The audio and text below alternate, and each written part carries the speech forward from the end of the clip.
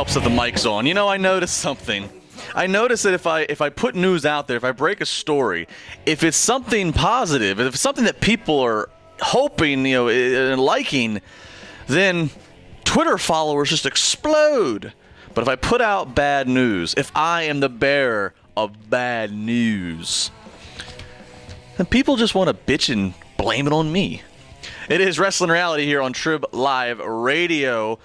And the big story coming out on Monday was I had put it up on WrestleZone.com. You also could have figured out if you're following my Twitter at Justin LaBar, Around the Clock Wrestling Talk there, that WWE was moving away, banning, if you will, at least temporarily for now, the Curbstomp finisher of Seth Rollins.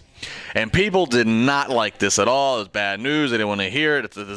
We're killing Seth Rollins, all this stuff. And I explained, first off, this is no reflection of Seth Rollins.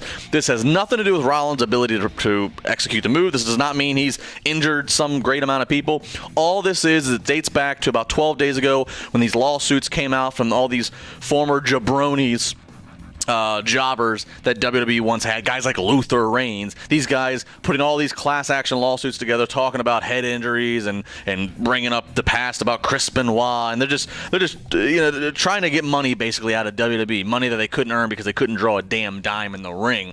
And so WWE advised by the people that they pay, saying, look, you got this guy Seth Rollins, he's your champion, he represents the company, he's on your show more than anybody right now, he's in multiple segments, he's in multiple matches sometimes, and he does a finisher that to the naked, untrained, uneducated professional wrestling fan's eye is a very bold and dangerous looking move. I'm not taught. See, for once, you guys are too smart to understand this, and I'm not being sarcastic. The educated, or at least semi-educated wrestling fan that understands it's a show and understands a little bit about bumps and that it's just a face bump and knows who's in control of the move, you know that the curb stomp is certainly not the most risky move that is done in a professional wrestling ring on a weekly basis. But that's because you know and you watch the product. To somebody who is an anti-WWE critic, who is a lobbyist who's trying to rally the troops on the other side of the courtroom against WWE, if they turn on the show, they're going to first off pay attention to the guy who has the world title belt and who's easy to see throughout the program, and then who does this move that is called the curb stomp, which obviously has its own history and meaning in pop culture and in history and in society.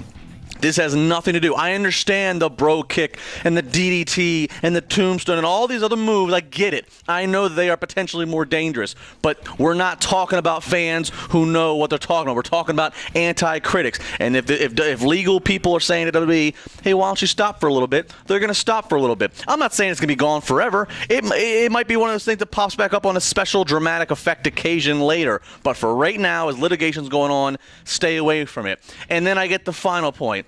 Well, this is really going to hurt Seth Rollins. This is going to hurt Seth Rollins. Seth Rollins is the champion. He won it with it. This is ridiculous. His career's over.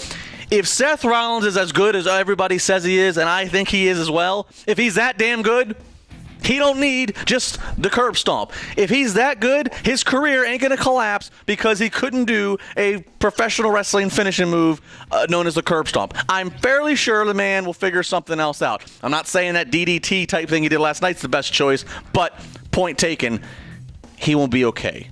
Trust me. 412-320-7925. Call, weigh in if you want. You can email sportstalk@tribweb.com or follow me on Twitter at Justin LaBar. It's going to be a fun hour.